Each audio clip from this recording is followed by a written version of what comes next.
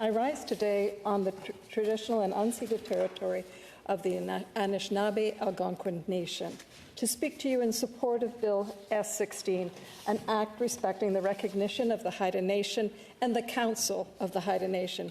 Colleagues, today is a day to celebrate this historic and hard-won accomplishment of the Haida Nation, one that has been 50 years in the making. It's a moment to congratulate the Haida people on their steadfast leadership and their perseverance, and it is time for us to learn about and understand the historic and present-day role of the Government of Canada, our government, in this history, this process, and now this positive outcome. Colleagues, this bill is about the Haida people, about their ways, about their territories, about their governance, about their future well-being, about their relationship with Canada, and frankly, about the well-being of our nation. Colleagues, last week, our Indigenous Peoples Committee heard from Gagris Jason Alsop, the elected president of the Haida Nation, who spoke strongly in support of Bill S-16, and this is important to hear from him. He described the bill as a co-developed piece of legislation and said that it's an important part of the journey of reconciliation between the Haida Nation and Canada. He told us that Haida language speakers came up with an articulation of the concept of reconciliation in their own language. And apologies for my pronunciation. Gud Adlang Hulgang Guksa Ta Yada. Colleagues, this translation means good people working together to make things right. What are those things we are working together to make things right? Well, President Gagri spoke to us about the troubled history between Canada and the Haida Nation. The first written record of this history is from when the Royal Commission came to Haida Gwaii in 1913 with the intention of speaking to Haida leaders about reserves and reserve boundaries. The position of the Haida Nation then is identical to its position today. The Haida Nation had never ceded, surrendered, signed a treaty, or been defeated in a war, and that all of Haida Gwaii is Haida territory. President Gagwis reminded us, and I quote him, "Canadian law and policy has been designed to assimilate Indigenous people, disconnect us from our culture, our history, our territories, and from each other, and have done great harm to our people, our lands, waters, and territories over the years. Canada had made it illegal to exercise our traditional governance and legal systems through the banning of the potluck system. The cultural genocide of the residential school system was designed to silence our language, disrupt our culture and values, and break up family structures." As a further example of the problematic history, President Gagwis told us, and I quote again, "With Crown laws, the way that things were set up, if you look at the billions of dollars in timber value that has been taken out of Haida Gwaii, all the trees harvested and shipped down south, you will see no infrastructure, no swimming pools, no rec centers. There's really nothing to show all the people of Haida Gwaii of what's left from all that's been extracted from their territory." Colleagues, there are many aspects of the relationship between Canada and the Haida that need to be made right. But these two key aspects, first, the recognition of Haida governance and laws, and second, very critically, title to their territory, are the foundational aspects of the right relationship that is the ultimate goal of this process of reconciliation. Bill S-16 is foundational in this reconciliation. As the bill's sponsor, Senator Margo Greenwood, told us in her second and third reading speeches, this bill will do two very important things. First, it'll affirm the Government of Canada's recognition of the Haida Nation as the holder of inherent rights of governance and self-determination. And second, it will affirm the Council of the Haida Nation as the government of the Haida Nation. Now, what does that governance look like? President Gagwis told our committee in his testimony that 50 years ago, it's a long time to wait, but 50 years ago, in response to the oppression of Canada and the Crown, in an act of self-determination, the Haida people formed the Council of the Haida Nation to assert their full Haida title to all Haida territories and to uphold our inherent responsibility, so right and responsibility, to look after Haida Gwaii, the land and the water. In 2003, the Haida Nation formally ratified the Constitution of the Haida Nation. That Constitution recognizes all people of Haida ancestry as citizens. It affirms the governing power of the Haida Nation shall be vested in the Council of the Haida Nation. It establishes the Hereditary Chiefs Council.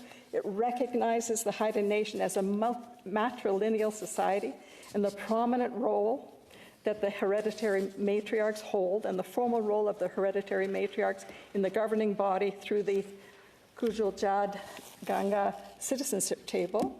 It articulates the role of village councils to perform the functions of local government and to assume responsibilities for the well-being of the communities, and it establishes the House of Assembly as a lawmaking authority.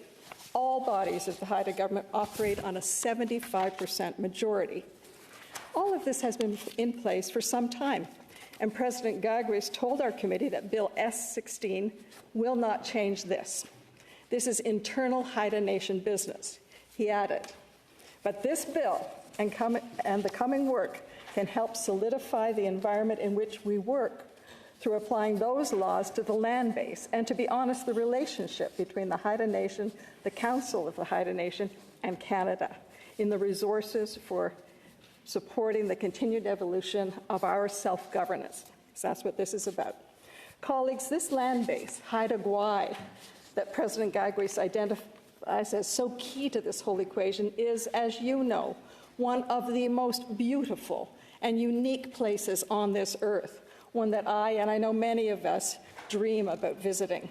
Senator Greenwood described these 2,000 islands located 100 kilometers west of the northern coast of British Columbia. Haida Gwaii, which means the islands of the people, is the homeland of the Haida people. The origin story tells of the raven creating the islands of Haida Gwaii out of the water and coaxing the Haida out of the clamshell to join the raven on the beautiful new land. These are the sacred lands of the Haida artist Bill Reid and the lands which captivated artist Emily Carr. President Gagwis refers to, and I quote him again, the land as a fundamental piece for us in our mandate and responsibilities is really first and foremost to look after our culture, look after the land, all the beings, and that will look after us. It's kind of maybe flipped from other ways of looking at things where it's more individualistic or people-centered, he said. Colleagues, remember that 50 years ago, when the Haida established the Council of the Haida Nation, that body was charged with upholding their inherent responsibility to look after Haida Gwaii, their lands and their waters. I can't even imagine the frustration they must have felt all these years, knowing they have that responsibility to the lands and waters of Haida Gwaii, but not being able to fully exercise that responsibility. On this journey of reconciliation, working to make things right, the Haida Nation has been hard at work. The other key players on this journey are the Government of Canada and the Government of British Columbia.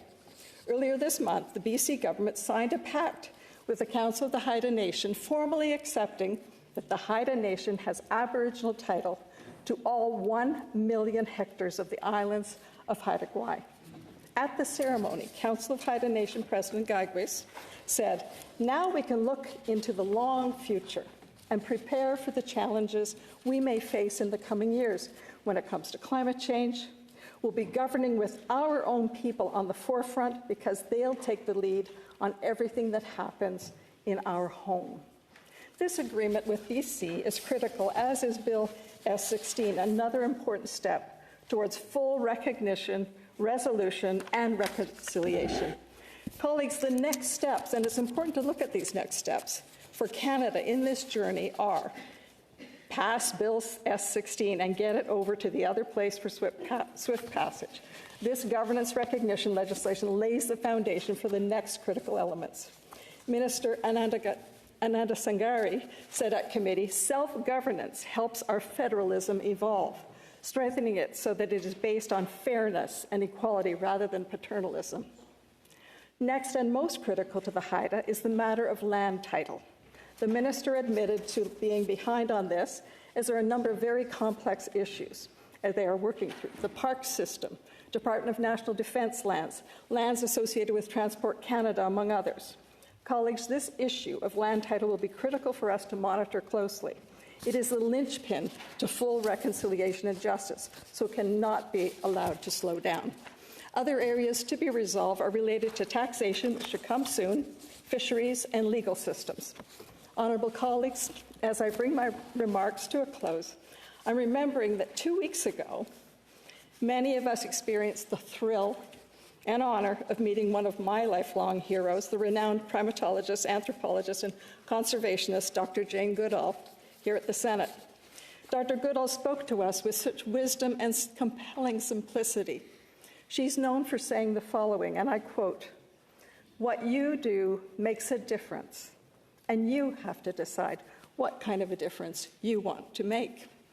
Honourable colleagues, as we look to how each of us as senators and collectively as Canada's upper chamber can make a difference, passing Bill S-16, the Haida Nation Recognition Act, is one such opportunity to take one more step towards reconciliation and to fulfilling our obligations under the United Nations Declaration on the Rights of Indigenous Peoples, UNDRIP. This is our chance to play our role in what the Haida call Guda Talang Pulgang Guksa Tulyada, good people working together to make things right. Honourable colleagues, let's take this historic step in making things right between Canada and the Haida people. Walalio, merci, thank you.